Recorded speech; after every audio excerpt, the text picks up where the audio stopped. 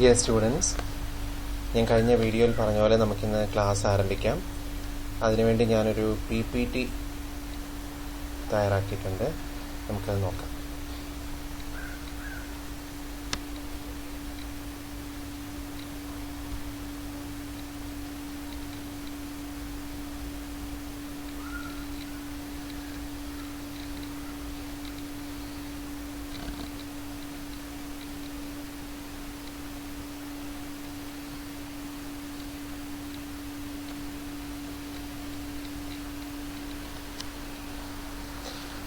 ഞാൻ പറഞ്ഞു business regulatory framework ആണ് നമ്മുടെ പേപ്പർ. അതിൽ ആദ്യത്തെ മൊഡ്യൂൾ, ഏറ്റവും വലിയ module, the contract act, Indian contract act of 1872. And before going into the topic, we should have a clear understanding about the need and importance of law in a country.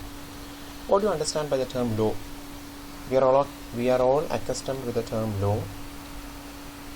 Actually, the term law means a set of rules and regulations dictated by the government in order to regulate the conduct and behavior of people living in that country. We know, in order to ensure a very peaceful living atmosphere and in order to ensure welfare of all the people living in a country, law has its own importance. There are different types of laws enacted in the country, and one important branch of law is mercantile law or business law. And the Contract Act or the law of contract is the most important branch of mercantile law. What do you understand by mercantile law? Mercantile law means the law relating to the conduct of business in a country. There are different types of enactments coming under mercantile law, and the most important one being the Indian Contract Act of 1872. Actually speaking, the Contract Act is not only important to business people, it's important to all people of all walks of life. And the Contract Act of 1872 was enacted on the first day of September 1872. It mainly deals with agreements, their enforceability, performance, and remedies available for breach of contracts. So the entire Contract Act is devoted to discuss different types of contracts, principles of contracts, and what are the points that are essential in order to enforce a contract in a court of law. And before discussing the term contract, we should be clear about what is an agreement. We are all very much accustomed to the term agreement. The term agreement is used in our day-to-day life. We are all entering into agreements on a day-to-day basis, I can say, on a day-to-day basis, whether knowingly or unknowingly. So what is an agreement? The very basic nature of an agreement is that two or more persons should agree upon something, or there should be identity of minds between two or more persons which give rise to a common intention, and it is the very basis of forming an agreement. For example, Mr. A, he is making an offer to Mr. B to sell his car for rupees 2 lakhs. This is an agreement. Why this is termed as an agreement? Because A is offering his car to B and the amount quoted is rupees 2 lakhs, for which B agrees. So this is the method of creating an agreement. But the term contract is somewhat superior to agreement. Contract, strictly speaking, the contract is agreement which is enforceable by law. All agreements are not enforceable by law. Only those agreements which possess the essential elements of a valid contract as per section 10 of the Indian Contract Act becomes contracts. For example, there can be different types of social agreements, domestic agreements, religious agreements. All those agreements need not be contracts. For example, a husband promises to purchase a sari for his wife if she sings a song. This is also an agreement, because the husband is offering a sari, in turn the wife has to sing a song.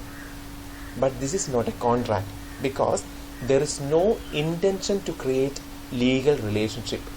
So in order to be a contract, an agreement should possess certain conditions specified in section 10. We will see it shortly. So the Indian Contract Act, as I said earlier, the Contract Act deals with how a contract is formed, what are the essential requisites of a contract, how it is enforced in a court of law, how it is performed, and if the parties fail to perform the contract or if they commit breach of contract, what are the remedies available for breach of contract. The Act, as I said earlier, the Act came into force on 1st September 1872. It applies to the whole of India except to the state of Jammu and Kashmir, and the Indian Contract Act is based on the English Codes of Common Law and Equity. That means Indian Contract Act is not an independent act. It has drawn heavily from the English Codes of Law, and Indian Contract Act is not an exhaustive code.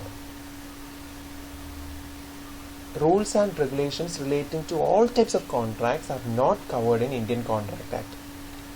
As of now, the Contract Act 1872 consists of the general principles of the contract and some special types of contracts like contracts of indemnity, guarantee, bailment and agency. So what is the content of Indian Contract Act? It contains general principles of contracts, then special contracts like indemnity, guarantee, bailment and agency. Other types of contracts are governed by other acts such as the Indian Sale of Goods Act, Transfer of Property Act, Negotiable Instruments Act 1881, etc. All those enactments discuss certain special type of contracts which are not found in the Indian Contract Act.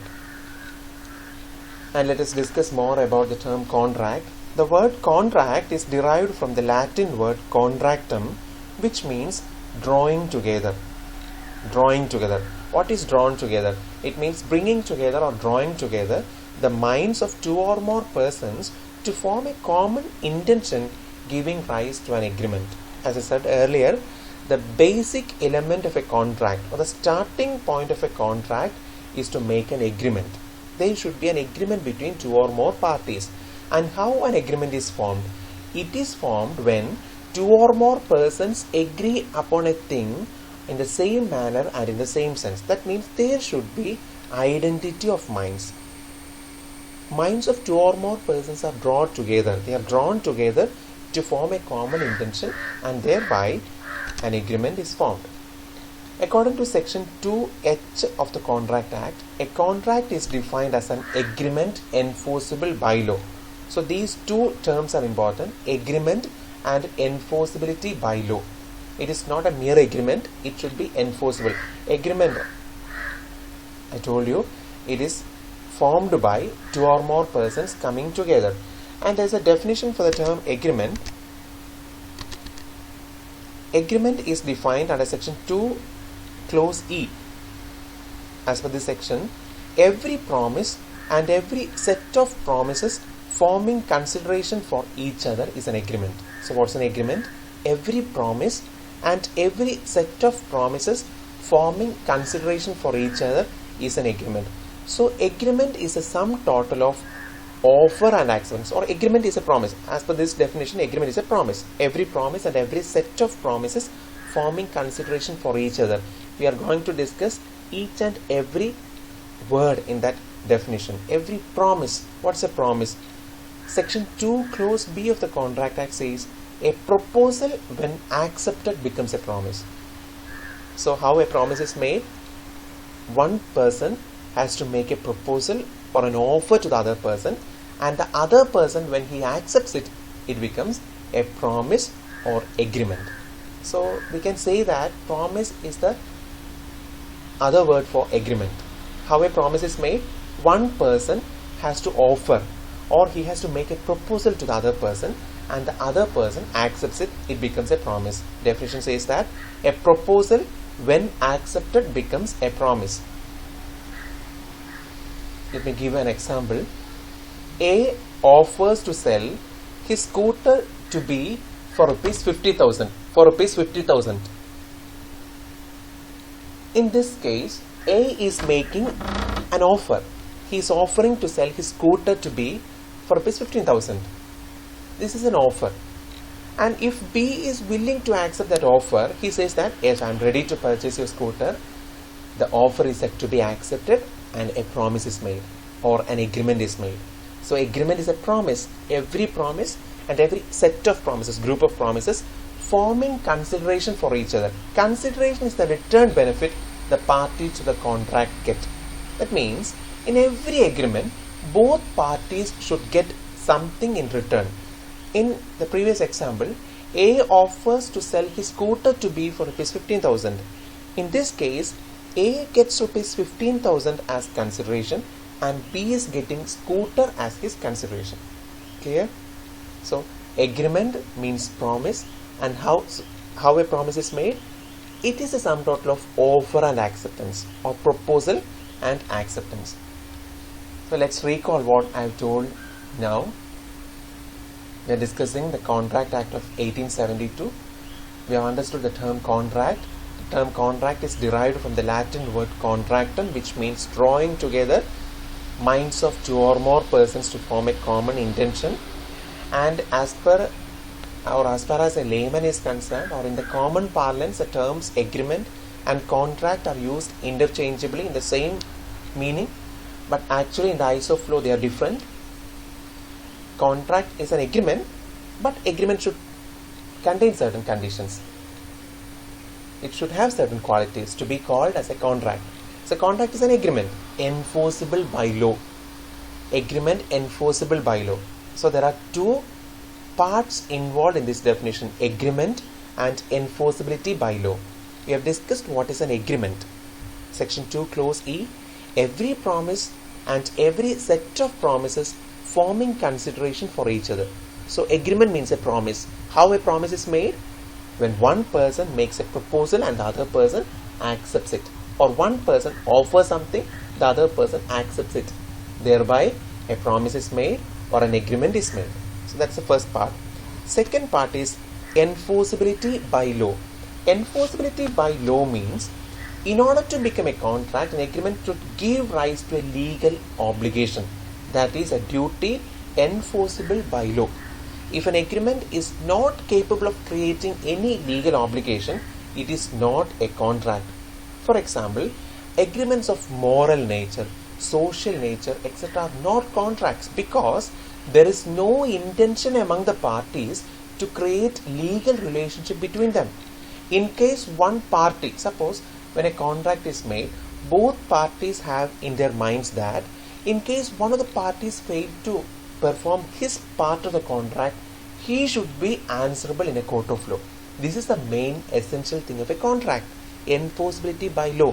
For example, in the case of a social agreement, like a person invites you to his house for a dinner. Suppose your friend invites you to his house for a dinner, and you came to his house, there was no dinner. Can you approach a court of law? No, because this is an agreement but not a contract. When the friend invites you to his house for dinner, he or you never intended to have legal effects arising out of that agreement. That's the difference. So enforceability by law is an essential precondition to make an agreement a contract. So contract is an agreement enforceable by law. Now we are going to see an important topic: essential elements of a valid contract. This is discussed under section 10. This is the most important thing in the Contract Act, entire Contract Act. For examination purpose also, if you go through the previous question papers, you will find repeat questions on essential elements of valid contract. Section 10 of the Contract Act says that all agreements are contracts. All agreements are contracts if they are made by the free consent of the parties competent to contract for a lawful consideration with a lawful object, and are not expressly declared by the Act to be void, and where necessary satisfy the requirements of any law as to writing or registration. There is no need to by heart the section 10. if you bifurcate section 10 into points, you will get these points, these 9 points. Let me once again say that section 10, according to section, all agreements are contracts. All agreements can be treated as contracts when, if they are made by the free consent of the parties competent to contract for a lawful consideration with a lawful object and are not expressly declared to be void by any act, and wherever necessary satisfy the requirements as to writing and registration. So these are the essential elements of a contract.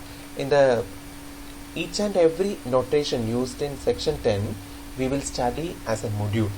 For example, offer and acceptance, that's what is agreement, what is intention to create legal relationship, what is consensus ad idem, what is consideration, what is lawful consideration, what do you understand by capacity to contract, what is free consent, legality of object, possibility of performance, writing and registration, etc.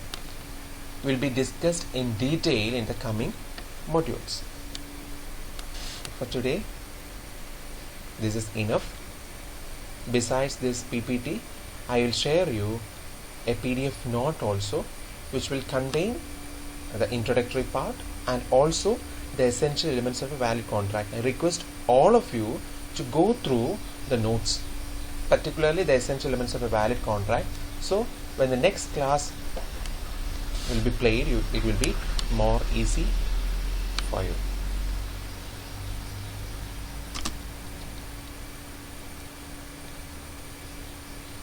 Thank you.